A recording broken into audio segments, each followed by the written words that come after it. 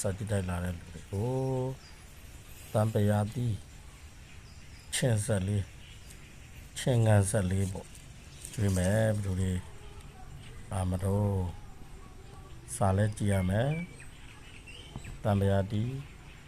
ပုတ်လဲချင်ငံဆက်ရတာလေးနဲ့လဲစားရမယ်